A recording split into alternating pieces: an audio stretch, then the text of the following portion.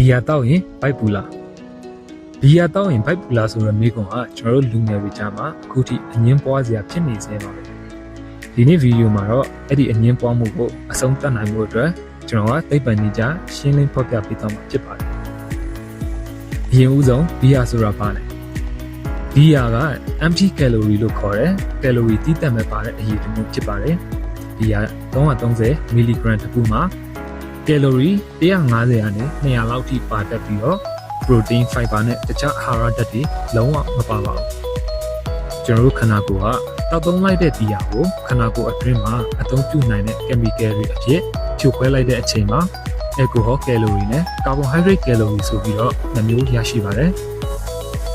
ခန္ဓာကိုယ်ကဘီယာမှာပါတဲ့ alcohol ဓာတ် ethanol ကိုအဆိပ်အဖြစ်သတ်မှတ်တဲ့အတွက်အဲ့ဒီ alcohol ဓာတ်ကို break down လုပ်ဖို့ဦးစားပေးလှုပ်ဆောင်ပါတယ်။အဲ့ဒီလိုလှုပ်ဆောင်နေတဲ့အချိန်မှာဘီယာမှာပါတဲ့တခြား carbohydrate calorie နဲ့ဘီယာနဲ့တွဲစားလိုက်တဲ့အစားအစာတွေရဲ့ calorie ကိုခန္ဓာကိုယ်ကနေတိုက်ရိုက်အသုံးပြုနိုင်တဲ့ glyco အချင်းအဖြစ်ပြောင်းလဲနိုင်စွမ်းမရှိတော့ပါဘူး။အဲ့ဒီလိုပြောင်းလဲနိုင်စွမ်းမရှိတဲ့ calorie တွေကိုခန္ဓာကိုယ်ရဲ့1 byte နေရာမှာအဆီအဖြစ်နဲ့တူလောင်ထားလိုက်ပါတယ်။ဒီအပြင်ဘီယာကကျွန်တော်တို့ခန္ဓာကိုယ်ရဲ့ဟော်မုန်းတွေအပေါ်ကိုလည်းသက်ရောက်မှုရှိပါတယ်။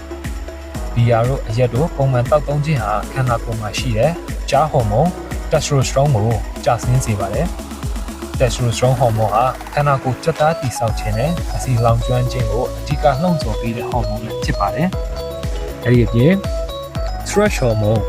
တက်စထရိုစထရွန်ဟော်မုန်းရဲ့စန့်ကျင်ဘက်ဟော်မုန်းလို့လူသိများတဲ့ cortisol ဟော်မုန်းကိုလည်းမြင့်တက်စေပါတယ်။တစ်ခါတရံတောက်သုံးခြင်းဟာခန္ဓာကိုယ်ကိုအများကြီးမထိခိုက်စေပေမဲ့ဘီယာကိုနေ့စဉ်ပုံမှန်တောက်သုံးတာတွေ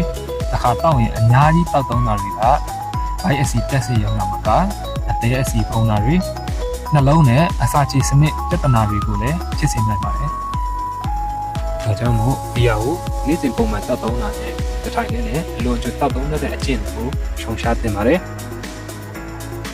ဒီနေ့ဗီဒီယိုလေးကတော့ဒီလောက်ပါပဲ။ကျွန်တော်တို့ FGFN channel လေးကနေပြီးတော့နေ့စဉ် fitness နဲ့ပတ်သက်တဲ့သတင်းအချက်အလက်နဲ့အယူအဆမှားတွေကိုသိပ္ပံနည်းကျရှင်းလင်းဖော်ပြပေးသွားမှာဖြစ်တဲ့အတွက်